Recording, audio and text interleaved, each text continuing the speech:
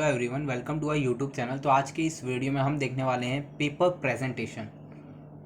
Presentation of economics, okay, HSC का। तो अगर आप ये वीडियो पूरा देखते हो तो आपको सब पता चल जाएगा कि आपको क्या क्या मिस्टेक्स नहीं करनी है आपको आपके पेपर में, और आपको पेपर में कैसे कैसे क्वेश्चन नंबर्स कौन से प्लेस पर अच्छे से लिखने हैं, ओके। तो वीडियो पूरा स्टार्ट से एंड तक देखना। तो स्टार्ट करते हैं हमारा वीडियो। आप ये फर्स्ट पेज देख सकते हो, आपको बोर्ड पेपर ऐसा मिलने वाला है। तो यहाँ पर आप फर्स्ट देख सकते हो सेंटर नंबर। तो आपको सेंटर नंबर लिखना है यहाँ पर, ओके। तो सेंटर नंबर आपके हॉल टिकट में दिया जाएगा, तो आपको लिख देना वही। हम एज्यूम करके चलते 3214, ओके। आपका सेंटर नंबर है, तो आपने ऐसा सेंटर नंबर लिख दिया। आपको कहाँ पर देखकर लिखना है ये? आपके हॉल टिकट में, ओके। सेंटर नंबर आपने लिख दिया। अब यहाँ पर आप देख सकते हो सीट नंबर इन फिगर।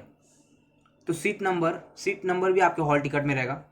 तो सपोज आपका सीट नंबर मैं एक कौन सा भी लिख देता हूँ, आपको ऐसे ही लिखना है। देखो, आपको हॉल टिकट में देखना है। तो सीट नंबर है M240684। तो ये सपोज ये आपका सीट नंबर है। तो आपने ये देखकर लिख दिया हॉल टिकट से। अब आपने सीट नंबर लिख दिया। अब यहाँ पर क्या लिखा गया है? इन वर्ड्स। आपने फिगर में लिखा ही है, अब आपको वर्ड्स में लिखना है। तो वर्ड्स में आप कैसे लिखोगे? ये इतनी सी जगह दी गई है, आपको इसमें एडजस्ट करना है, ओके। तो यहाँ पर आप लिख दोगे M, और क्या लिखना है आपको यहाँ पर? 2,40,684 ऐसा लिखना है आपको, ओके। कैसा लिखना है आपको? वर्ड्स में लिखना है ऐसे 2,00,000। तो ऐसे करके आपको पूरा लिखना है 2,40,684, ओके। आपको ये फिल कर देना है ऐसा करके। अब आपने इतना कर दिया, तो यहाँ पर आपको क्या करना है? सिग्नेचर ऑफ कैंडिडेट, आपकी साइन करनी है आपको। तो ओके, आप यहाँ पर साइन भी कर दिया अपनी। और ये जो आप बॉक्स देख सकते हैं, सुपरवाइजर सिग्नेचर। तो यहाँ पर आपको कुछ नहीं करना है। आपके जो क्लास में सुपरवाइजर रहेंगे वो यहाँ पर साइन करेंगे, ओके। और ये पेस्ट द बारकोड स्टिकर, ये आपको बारकोड स्टिकर दिया जाएगा, या फिर जो सुपरवाइजर रहेंगे आपके वही आकर लगा देंगे इसे। तो बारकोड स्टिकर को आपको यहाँ पर स्टिक करना है। तो बारकोड स्टिकर में ना एक मिडल में एक लाइन दी गई रहेगी, ओके। तो वो लाइन, और आप ये लाइन देख सकते हो, ये लाइन और वो लाइन ऐसा मैच करके लगाना है, दोनों भी एक ही जगह पे होनी चाहिए। और आपको ना होलोक्राफ्ट स्टिकर दिया जाएगा, होलोक्राफ्ट, या फिर सुपरवाइजर ही आकर वो स्टिकर लगा देंगे, ओके। वो सब आपको पहले दिन बताया जाएगा, तो इतना इसमें टेंशन लेने की ज़रूरत नहीं है। तो होलोक्राफ्ट स्टिकर यहाँ पर लगाया जाता है पूरा। ये आप देख सकते हो, यहाँ पर लिखा है होलोक्राफ्ट स्टिकर।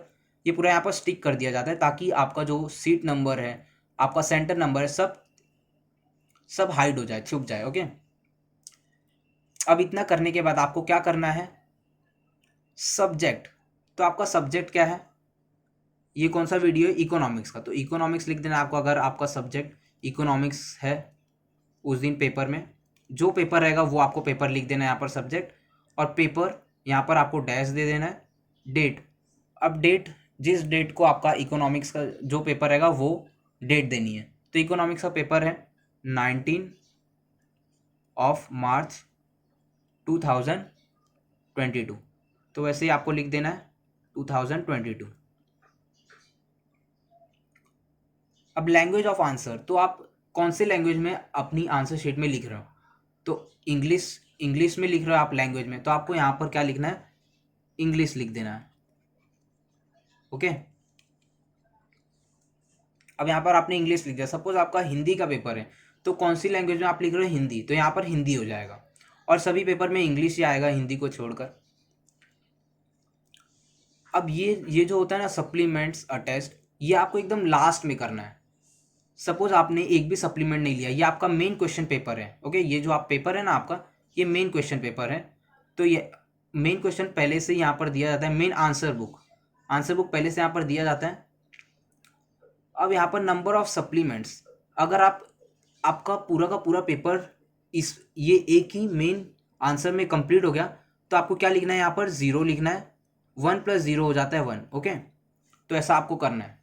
अगर आपने सिर्फ एक सप्लीमेंट लिया है, तो यहाँ पर लिखो 1, 1 + 1 हो जाता है 2। और अगर आपने एक और शीट ले लिया, 2 शीट लिया आपने लिखने को, तो यहाँ पर 2 लिख देना है आपको, तो 2 + 1 हो जाता है 3। सेम ऐसा ही कर देना है। तो इतना ही आपको लिखना है बस। ओके, तो ये था पूरा हमारा फ्रंट पेज कैसा होना चाहिए बोर्ड एग्जाम में। अब आपको सीधा आंसर्स लिखने हैं। तो हमने यहाँ पर सैम्पल पेपर आपको दिए हैं, देखो स्लाइड पर आप देख सकते हो। ये सैम्पल पेपर हमारे टेलीग्राम चैनल पे भी अपलोड है। तो अगर आपको sample paper with solution PDF चाहिए तो आपको टेलीग्राम लिंक डिस्क्रिप्शन में मिल जाएगा, वहाँ से जाकर आप टेलीग्राम चैनल ज्वाइन कर लो। वहाँ से आप प्रीवियस ईयर्स के 2004 से लेकर 2020 तक पूरे पेपर्स डाउनलोड कर सकते हो सभी सब्जेक्ट के, और प्रैक्टिस कर सकते हो। तो स्टार्ट करते हैं हमारा क्वेश्चन और आंसर कैसे लिखने हैं। तो यहाँ पर आप देख सकते हो question number 1A। Question number 1A है हमारा ये। तो ये आपको क्वेश्चन नंबर 1A किधर लिखना है, यहाँ पर क्वेश्चन नंबर आप देख सकते हो बड़ा सा लिखा है क्वेश्चन नंबर। तो इसके अंदर आपको क्या लिखना है, 1A। इसके अंदर 1A लिखना है, ये आप ध्यान रखना। नहीं तो बहुत से स्टूडेंट करते हैं यहाँ पर क्वेश्चन नंबर 1 लिखते हैं और A इसके अंदर लिख देते हैं। तो ये रॉन्ग मेथड है, आपको ऐसा नहीं करना है। ओके, अब क्या करना है आपको, क्वेश्चन नंबर 1A लिख दिया आपने। क्वेश्चन नंबर 1A क्या है हमारा, complete the following statements by choosing the correct alternatives. तो आपको ये लिख देना है, लेकिन ये लिखना कंपलसरी नहीं है, आप ये नहीं भी लिखोगे तो भी चलेगा। मैं आपको सजेस्ट करूंगा ये मत लिखो, सिर्फ आपको मेन क्वेश्चन नंबर और ये सब क्वेश्चन नंबर आप देख सकते हो, ये सब क्वेश्चन नंबर है, ये सब अच्छे से लिखना है बस आपको। ओके, नहीं तो ये आपके ऊपर है, ये क्वेश्चन नंबर ये लिख सकते हो आप, कंप्लीट द फॉलोइंग। अब आपने ये पूरा लिख दिया, तो मेन क्वेश्चन नंबर इस बॉक्स में आ गया। अब हमारा आप देख सकते हैं यहाँ पे सब क्वेश्चन नंबर दिए 1 2 3 4 5 क्वेश्चन है। तो अब इसको कहाँ पर लिखना है आपको, ये आप रो देख सकते हो, ये वाली रो, ये रो पतली सी जो रो है आप ये देख सकते हो, इसके अंदर आपको सब क्वेश्चन लिखना है 1 2। ओके, और ये जो बाहर है ये, इसके अंदर आपको क्या लिखना है, मेन क्वेश्चन नंबर लिखना है। यहाँ पर तो स्टार्टिंग था, इसके लिए आपने यहाँ पर लिख दिया क्वेश्चन नंबर 1A। अब क्वेश्चन नंबर 1 का B आप कहाँ लिखोगे, आप यहाँ पर देख सकते हो क्वेश्चन नंबर 1B लिखा है। क्या ये राइट है, नहीं। ये किसके लिए बना है, ये वाला कॉलम किसके लिए बना है, सब क्वेश्चन के लिए बना है। ओके, ये आप नोट कर लो, ये सब क्वेश्चन के लिए ये वाला कॉलम बना है। और ये किसके लिए बना है, मेन क्वेश्चन नंबर।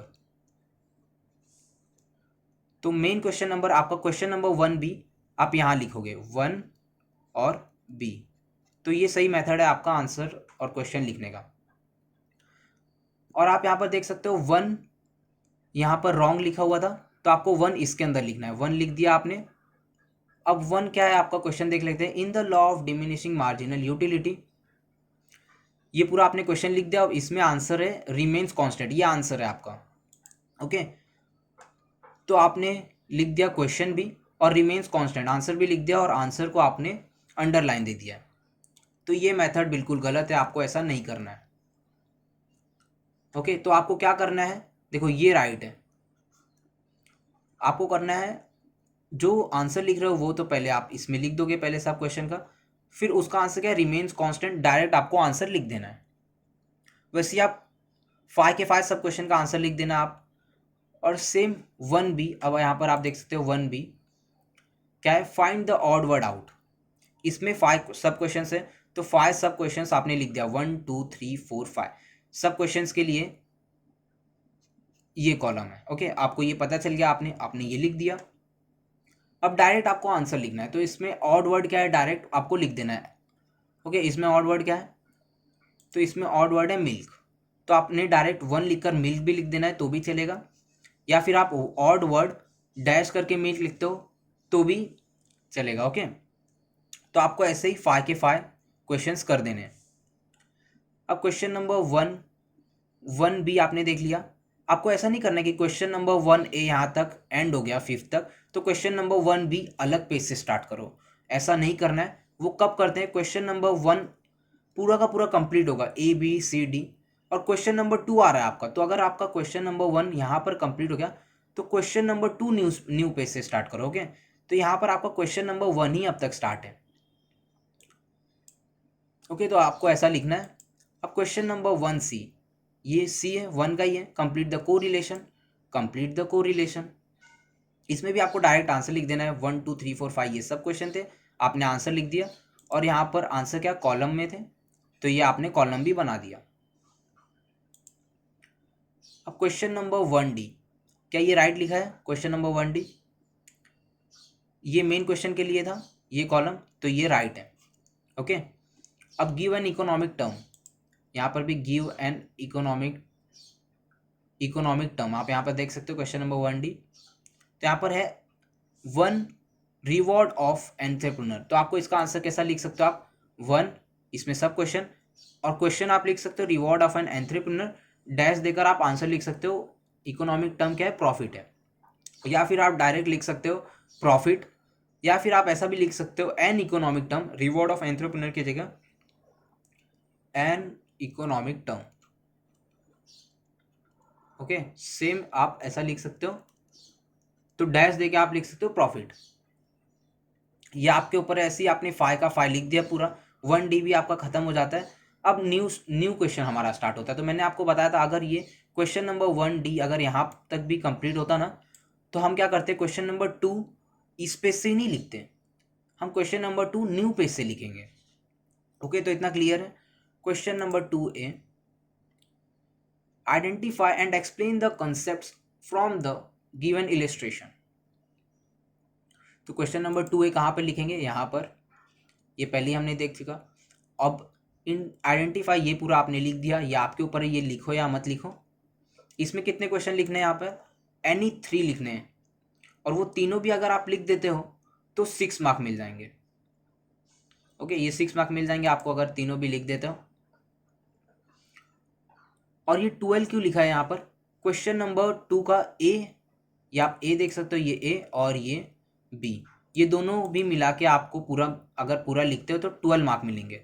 और क्वेश्चन नंबर 2 का ए जो है ना, ए सिर्फ वो 6 मार्क का है। आपको 3 क्वेश्चन लिखने हैं, एक क्वेश्चन कितने मार्क का हुआ? 2 मार्क का हो गया। तो आप सपोज फर्स्ट क्वेश्चन लिख रहे हो तो कैसा, फर्स्ट आंसर लिख रहे हो तो कैसा लिखोगे? यहाँ पर आपने लिख दिया 1। अब इसमें कितने पॉइंट्स होने चाहिए? एक क्वेश्चन कितने मार्क का है? 2 मार्क का है, तो आप मिनिमम 2 पॉइंट्स आपको लिखने हैं, ज़्यादा पॉइंट्स मत लिखो। तो 2 पॉइंट्स है ए और बी, ये हमारे हो गए 2 पॉइंट्स। तो आपने लिख दिया 2 पॉइंट्स। पहले तो क्या करना है हमें? Identify and explain. तो आपने लिख दिया आइडेंटिफाइड कॉन्सेप्ट, और सेकंड वाला जो पॉइंट रहेगा एक्सप्लेन द कॉन्सेप्ट। ऐसे ही आपको 3 लिखने थे, आपने फर्स्ट लिख दिया, और सेकंड आपको नहीं आता, ओके, तो आपने थर्ड लिख दिया, तो ऐसा भी चलेगा आपको, आप थर्ड लिख दो। ये बस क्वेश्चन नंबर सही होना चाहिए और उसका आंसर लिख दो। और फोर्थ, तो आपने तीनों का तीनों लिख दिया। अब क्वेश्चन नंबर 2B आप यहाँ पर देख सकते हो, question number 2B distinguish between. तो question number 2B distinguish between, ये भी राइट प्लेस पे लिखा हुआ है, ये सी भी राइट है। और इसमें भी एनी 3 लिखना है, सिर्फ एनी 3 लिखना है, और 6 मार्क का ही है। तो एक क्वेश्चन कितने मार्क का हो गया? 2 मार्क का। ओके, तो 2 मार्क का क्वेश्चन है, तो कितने पॉइंट लिखोगे आप? 2 पॉइंट लिखोगे या फिर 3 पॉइंट लिखोगे? तो हम लिखते हैं पहले तो आंसर 1। ओके, तो आपको क्या लिखना है? यहाँ पर 1 लिख देना है, ये आपको प्रॉपर डालना है 1। और क्या है फर्स्ट वाला? यूटिलिटी और यूजफुलनेस। आपको 2 पॉइंट लिखने हैं। फर्स्ट आप लिख दोगे मीनिंग, और सेकेंड आपको जो पॉइंट आता रहेगा वो लिख दोगे, सेम ऐसा करके। अब आप यहाँ पर देख सकते हो, यहाँ पर आपने मीनिंग लिख दिया यूटिलिटी में। अब यूजफुलनेस में मीनिंग लिखने की नीड है क्या? नहीं, आपको ये नहीं लिखना है, क्योंकि आपने यहाँ पर पहले ही लिख चुके हो मीनिंग। तो आपको डायरेक्ट अ क्वालिटी से स्टार्ट करना है, अ क्वालिटी से स्टार्ट करके यहाँ पर एंड कर देना है, ये लिखने की ज़रूरत नहीं है। तो यहाँ पर भी ये मिस्टेक नहीं करना आप। और सेकंड देखो, ये लिखा हुआ है, ये राइट है, ऐसे ही आपको भी लिखना है। अब आपने थर्ड वाला ये फर्स्ट क्वेश्चन लिख के हो गया आपका, ओके। अब आपको क्या करना है? सेकंड क्वेश्चन आपको नहीं आ रहा है, हाँ, तो सपोज आपको सेकंड क्वेश्चन नहीं आ रहा है, तो आप थर्ड क्वेश्चन लिखोगे। थर्ड क्वेश्चन क्या है? Direct tax and indirect tax. तो आपको इसमें लिखना है यहाँ पर क्वेश्चन नंबर, सब क्वेश्चन नंबर थर्ड, क्या आंसर क्या है? डायरेक्ट टैक्स और इनडायरेक्ट टैक्स। तो आपने यहाँ पर देख सकते हो डायरेक्ट टैक्स का आंसर क्या? यही है, इंडेक्स नंबर। यहाँ पर पूरा आंसर रॉन्ग हो गया। अब ये रॉन्ग नहीं हुआ है, आप यहाँ पर देख सकते हो इंडेक्स नंबर, तो आपने कौन सा आंसर यहाँ पर लिख दिया है? सिंपल इंडेक्स नंबर का आंसर आपने डायरेक्ट टैक्स और इनडायरेक्ट टैक्स में लिख दिया है। तो यहाँ पर बहुत से स्टूडेंट्स क्या कर देते हैं, आंसर को पूरा कट कर देते हैं, ओके, जल्दी जल्दी में। तो आपको ऐसा नहीं करना है, आपको सिर्फ क्या करना है, डायरेक्ट टैक्स कट करना है, इनडायरेक्ट कट करना है, सिर्फ एक लाइन देनी है उस पर, और आपने वो कौन सा आंसर लिख दिया वहाँ पर, वो आंसर, वो क्वेश्चन आपको लिख देना है। कौन सा लिखा आपने, simple index numbers, weightage index numbers, okay. तो आपको यहाँ पर लिख देना है सिंपल इंडेक्स नंबर और वेटेज इंडेक्स नंबर, ओके। आपको फुल फॉर्म में लिख देना है यहाँ पर। और ये क्वेश्चन नंबर पे मेन आपको ध्यान देना है। आपका ये सिंपल इंडेक्स नंबर का क्वेश्चन नंबर क्या था, 4th था, ओके।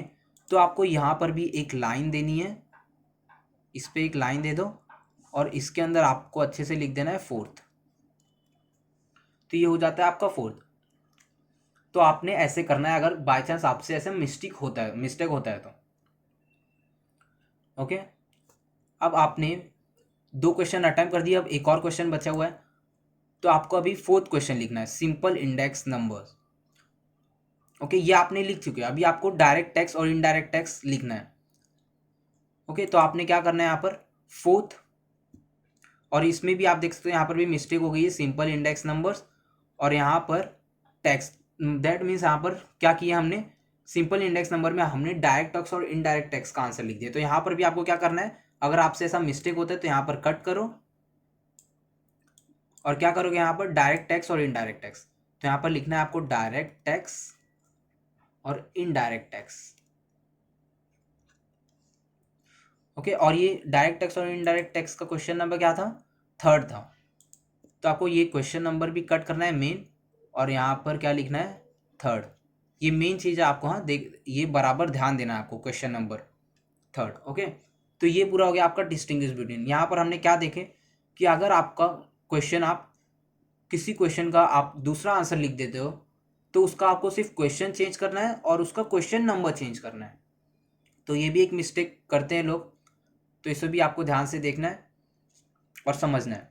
और क्वेश्चन नंबर 2 भी आपने पूरा लिख दिया बी तक। अब क्वेश्चन नंबर 3 आता है, answer the following questions in brief. यहाँ पर आपको 3 क्वेश्चंस लिखने हैं और 12 मार्क के। तो एक क्वेश्चन कितने मार्क का हुआ, 4 मार्क का। तो यहाँ पर आपको फर्स्ट क्वेश्चन पहले लिखना है आपको।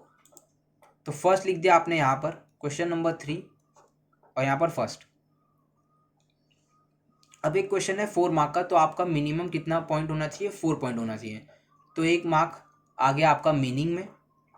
यहाँ पर क्या बोला था, explain the concept of market, that means meaning आपको बता देना है मार्केट का और टाइप्स बताना है। तो अगर आप यहाँ पर मीनिंग में 1 पॉइंट लिख देते हो और टाइप्स में 3 पॉइंट, तो टोटल हो गए 4 पॉइंट। तो उतना इनफ है, जितने मार्क का क्वेश्चन है उतना पॉइंट लिखना है आपको, ओके। तो यहाँ पर ए मीनिंग, उसमें 1 पॉइंट लिख दिया आपने, market is a network of dealings between potential buyers and potential sellers. अब बी टाइप्स ऑफ मार्केट, यहाँ पर आपने 3 पॉइंट्स लिख दिए, तो आपका आंसर हो जाता है कंप्लीट। अब यहाँ पर एक आंसर आपका हो गया, तो नेक्स्ट आंसर आपको न्यू पेज से स्टार्ट करना है। क्वेश्चन नंबर 3 का ही आप न्यू आंसर स्टार्ट कर रहे हो, तो आपको यहाँ पर क्वेश्चन नंबर देना है, ये भी आप नोट कर लो। ये भी क्वेश्चन नंबर 3 आपको यहाँ पर लिखना है फिर से, और उसका कौन सा क्वेश्चन आप लिख रहे हो, 3rd वाला। अब ये 3rd वाला आप अटेम्प्ट करने जा रहे हो, ओके। तो 3rd वाला आपको लिखना है और उसका आंसर लिखना है। तो मीनिंग आपने लिख दिया और उसके स्टेप्स लिखने हैं, तो 3 पॉइंट आपने लिख दिया, तो 3 और 1 मीनिंग को मिलाकर हो जाता है 4 पॉइंट। तो आपको यहाँ पर भी 4 मार्क्स मिल जाएंगे। ऐसे ही आपको अभी 3rd यानी 3 करना था, आपने ऐसे ही 5th भी अटेम्प्ट कर दिया, ओके। तो यहाँ तक हो गया हमारा क्वेश्चन नंबर 3 तक, कैसा लिखना था। अब क्वेश्चन नंबर 4 आ जाता है, state with reasons whether you agree or disagree with the following statement. यहाँ पर 3 क्वेश्चन कोई भी लिखने हैं 12 मार्क का। तो एक क्वेश्चन कितने मार्क का हो जाएगा, 4 मार्क का हो जाएगा। तो यहाँ पर भी सेम कितने पॉइंट्स लिखने हैं, 4 पॉइंट्स लिखने हैं। 4 पॉइंट्स नहीं, यहाँ पर 4 पॉइंट्स नहीं लिखने, यहाँ पर आपको 1 मार्क किस पे मिलेगा, आपको बताना है क्या आप इस क्वेश्चन जो है उससे एग्री हो। तो अगर आपने वो सही कर दिया एग्री, अगर सपोज आंसर है इसका एग्री, तो अगर आपने एग्री लिखा यस आई एम एग्री, तो उसका मिल जाता है 1 मार्क और बच गया आपके 3 मार्क। तो 3 पॉइंट्स लिख दोगे तो इनफ हो जाएगा, आपको 4 मार्क्स इजीली मिल जाएंगे। तो आप फर्स्ट क्वेश्चन लिखने जा रहे हो, तो फर्स्ट क्वेश्चन आप लिखते हो नो आई डिसएग्री, तो इस पे आपको कितना मार्क मिल गया, 1 मार्क यहाँ पर मिल गया आपको। अब रीजंस देना है आपको क्यों आप डिसएग्री हो उससे। 1 2 3 3 पॉइंट्स लिख दिए, इनफ हो गया। ओके, तो यहाँ पर आपने 3 पॉइंट्स लिख दिया, तो 3 + 1 हो जाता है 4 मार्क। एक क्वेश्चन 4 मार्क का है। ऐसे ही आपको बाकी के आपको 3 अटैम्प्ट करने थे, तो 2 और बाकी के आपको अटैम्प्ट कर देने, 2 और 4। तो ये भी आपने अटैम्प्ट कर दिया अच्छे से। और देखो यहाँ पर भी आप एक चीज़ नोट कर लो, मैंने आपको यहाँ पर क्या बोला था, एक एक क्वेश्चन आपको, एक क्वेश्चन का आंसर आपको एक पेज पे लिखना है। ओके, आपने यहाँ पर एक पेज पे पूरा लिख दिया। अब यहाँ से ही हमने ये 5th वाला क्यों नहीं स्टार्ट किए, क्योंकि देखो ये मोर देन हाफ पेज आपने लिख चुके हो, तो बेटर होगा कि नेक्स्ट पेज से न्यू आंसर स्टार्ट किया जाए। ओके, और वैसे ही अगर आप यहाँ पर देखोगे एग्री डिसएग्री में, तो यहाँ पर आपने हाफ पेज लिखा था एक आंसर, तो पूरा का पूरा हाफ पेज बाकी था, तो आप इसमें एक और आंसर लिख सकते हो, तो आप यहाँ पर इसलिए ऐसा लिखा गया है। ओके, तो इतना क्लियर है।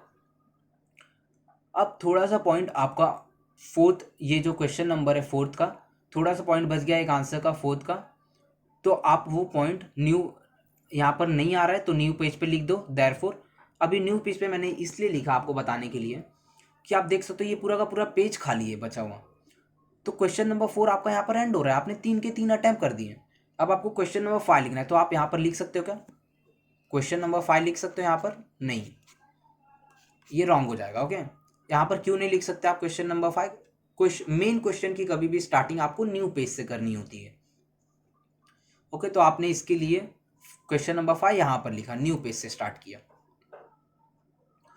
अब क्वेश्चन नंबर 5 क्या था, study the following table diagram passage and answer the questions given बेलो।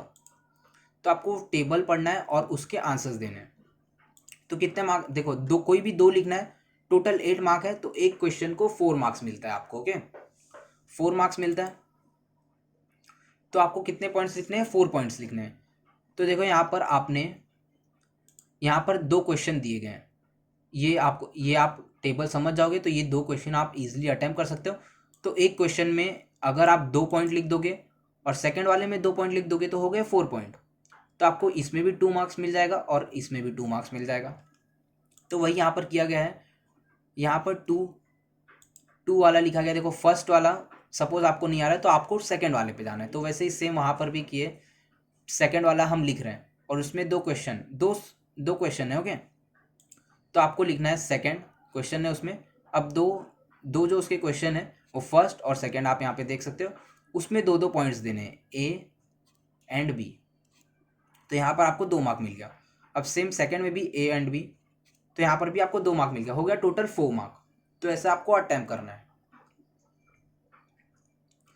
अब फिफ्थ का आपको 1 भी आपको आ रहा है, अब 1 भी आपको लिखना है। ओके, तो बहुत से स्टूडेंट क्या होते हैं, आपने पहले सेकंड लिख दिया, तो ऐसा नहीं है कि अब आप थर्ड वाले ही लिखो। ओके, आप 1 भी लिख सकते हो। तो आपको बस क्या करना है, आपने 2 यहाँ पर लिख दिया था, तो आपको नेक्स्ट पेज पे ये बस इस पे ध्यान देना है, क्वेश्चन नंबर राइट लिखना है आपको 1। ओके, तो 1 लिखे, आप 1 का भी आंसर लिख सकते हो पूरा। तो 1 में आप देख सकते हो यहाँ पर 2 क्वेश्चन दिए गए हैं, दोनों में भी 2 पॉइंट लिखो। यहाँ पर देखो ड्रॉ मार्केट सप्लाई कर्व, तो इसमें पॉइंट लिखने की ज़रूरत नहीं, आपको वो डायग्राम बना देना है, तो उसमें आपको 2, अगर आपने परफेक्ट डायग्राम बना दिया तो 2 मार्क मिल जाएंगे। और आपको कॉन्सेप्ट बताना है मार्केट सप्लाई शेड्यूल का। तो यहाँ पर आप देख सकते हो, यहाँ पर 3 पॉइंट्स बता दिए मैक्सिमम, तो आपको भी ऐसे 3 पॉइंट्स बता देना है, 2 पॉइंट्स आपको बताना है, तो इसमें 2 मार्क्स मिल जाएंगे। और मार्केट सप्लाई कर्व देख, आप यहाँ पर डायग्राम देख सकते हो, अगर आप ऐसे डायग्राम बना देते हो अच्छे से तो आपको यहाँ पर भी 2 मार्क्स मिल जाएंगे, तो हो जाते हैं टोटल 4 मार्क। तो क्वेश्चन नंबर 5 भी हमारा एंड होता है। अब क्वेश्चन नंबर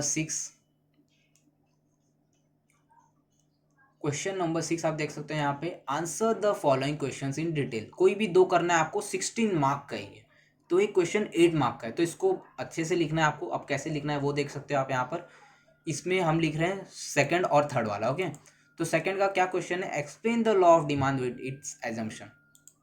तो क्वेश्चन नंबर 6 यहाँ पर लिखना है। ओके, अब मेन क्वेश्चन नंबर हमने लिख दिया, अब सब क्वेश्चन हम कौन सा, टू सेकंड वाला सब क्वेश्चन लिख रहे हैं, तो आपको सब क्वेश्चन इस कॉलम में लिखना है। और उसमें पहले तो आपको लॉ ऑफ डिमांड बताना है क्या होता है, और उसके बाद आपको एजम्पशंस बताने हैं। तो यहाँ पर आप देख सकते हो एक क्वेश्चन कितने मार्क का है, 8 मार्क का है, तो मिनिमम आपको 8 पॉइंट्स लिखने हैं, मैक्सिमम 9 पॉइंट्स। ओके, तो introduction, law of demand introduction, introduction आपने बता दिया अच्छे से। Statement of law, statement law of law लिख दिया आपने। डिमांड शेड्यूल, और डिमांड शेड्यूल को एक्सप्लेन कर दिया। डिमांड कर्व, और डिमांड कर्व को भी एक्सप्लेन कर दिया आपने। फिर आपको पूरा का पूरा आपने law of demand he explain कर दिया। ओके, तो एजम्पशन ऑफ लॉ लिखना है। एजम्पशन ऑफ लॉ में कितने पॉइंट्स लिख दोगे आप? 8 पॉइंट्स लिख दोगे पूरा। देखो यहाँ पर आप देख सकते हो पूरे के पूरे 8 पॉइंट्स लिख दिए गए। तो अगर आप ऐसे लिखते हो, ऐसा प्रेजेंटेशन देते हो ये आंसर का, देखो लॉ ऑफ डिमांड आंसर जो है ये आने ही आने वाला है, या फिर एजम्पशन आ जाएगा उसके साथ, या फिर एक्सेप्शन आ जाएगा। तो ये आपको पूरा अच्छे से पढ़ना ही है, और आप प्रेजेंटेशन देख सकते हो ऐसा आपको लिखना है। ओके, तो कितने पॉइंट्स लिखने हैं एजम्पशन में? 8 पॉइंट्स, और लॉ ऑफ डिमांड एक्सप्लेन कर देना है। तो इसमें आपको टोटल 8 मार्क्स मिल सकते हैं अगर आप पूरा ऐसे अच्छे से लिखते हो तो आपने क्या कर दिया, सेकंड वाला क्वेश्चन भी लिख दिया लॉ ऑफ डिमांड। अब आपको क्या करना है, क्वेश्चन नंबर 6 थर्ड वाला लिखना है आपको, थर्ड क्वेश्चन। ओके, तो आप क्या कर सकते थे यहाँ पर, थर्ड क्वेश्चन यहाँ से भी स्टार्ट कर सकते थे, यहाँ पर इसमें लिखकर थर्ड क्वेश्चन। लेकिन ये आपके ऊपर डिपेंड करता है, आप न्यू पेज से भी स्टार्ट कर सकते हो। मैं बोलूँगा आप न्यू पेज से स्टार्ट करो क्वेश्चन नंबर 6 का जो भी क्वेश्चन रहेगा, क्योंकि वो लेंथी होते हैं। ओके, तो न्यू पेज से स्टार्ट करो क्वेश्चन नंबर, बस ये आपको देखना है, ये प्रॉपर देना है आपको क्वेश्चन नंबर 6। और उसके बाद जो ये मेन क्वेश्चन है ये भी आपको प्रॉपर देना है। थर्ड वाला लिख रहे हो तो थर्ड थर्ड ही लिखना, नहीं कि आपने 2 लिख दिया और थर्ड वाला आंसर लिख रहे हो, तो ऐसा आपका पूरा का पूरा आंसर आपको रॉन्ग कर दिया जाएगा। तो आपको यहाँ पर थर्ड क्वेश्चन कौन सा है, what is elasticity of demand, explain the importance of elasticity of demand. तो यहाँ पर आपको एक्सप्लेन कर देना है इलास्टिसिटी ऑफ डिमांड की मीनिंग, दैट मीन्स उसका कॉन्सेप्ट आपने एक्सप्लेन कर दिया। यहाँ पर 3 पॉइंट्स हो गए इसमें, नहीं यहाँ पर कितने पॉइंट्स हो गए, 2 पॉइंट्स हो गए। अब आप इंपॉर्टेंस आपके टेक्स्ट बुक में कितने पॉइंट्स है आपको उतने ही लिख देने हैं। देखो आप 8 पॉइंट्स नहीं है तो आप ज़बरदस्ती 2 पॉइंट्स किधर से लाएंगे तो नहीं हम, तो 6 पॉइंट है तो 6 पॉइंट पूरा लिख दो, और कॉन्सेप्ट में 2 पॉइंट्स हो गया तो हो गए टोटल 8 पॉइंट्स। तो ये था पूरा का पूरा आपका पेपर प्रेजेंटेशन, आपको कैसे लिखना है। ओके, ये तो सिर्फ था इकोनॉमिक्स का, और आने वाली वीडियो में सभी सब्जेक्ट के पेपर पैटर्न आएंगे, जैसे कि accounts, book keeping, SP, OCM, mathematics. तो आप चैनल को सब्सक्राइब कर लो और बेल आइकन प्रेस कर दो, तो उससे हमारी लेटेस्ट आने वाली वीडियो आपको तुरंत मिल जाएगी, नोटिफिकेशन उसकी। और आपको इकोनॉमिक्स कैसे पढ़ना है, देखो हमने ना पहले ही इम्पोर्टेंट चैप्टर्स, इम्पोर्टेंट क्वेश्चंस पे वीडियो बना चुके हैं, ये इकोनॉमिक्स, एसपी, ओसीएम पे, तो आपको उसकी लिंक डिस्क्रिप्शन में मिल जाएगी इस वीडियो के। तो आप वहाँ पे जाकर सभी इम्पोर्टेंट सब्जेक्ट्स की वीडियोस देख सकते हो, और आपको टेलीग्राम लिंक मिल जाएगी, वहाँ से आप जाके सभी सैम्पल पेपर्स और क्वेश्चन पेपर्स डाउनलोड कर सकते हो। वहाँ से जाकर डाउनलोड करो और एक बार देखो कैसे सैम्पल ये पेपर लिखा जाता है, आप भी प्रैक्टिस करना स्टार्ट कर दो। ओके, तो यही तक था हमारा वीडियो, मिलते हैं हमारे नेक्स्ट वीडियो में। Don't forget to like, subscribe and share.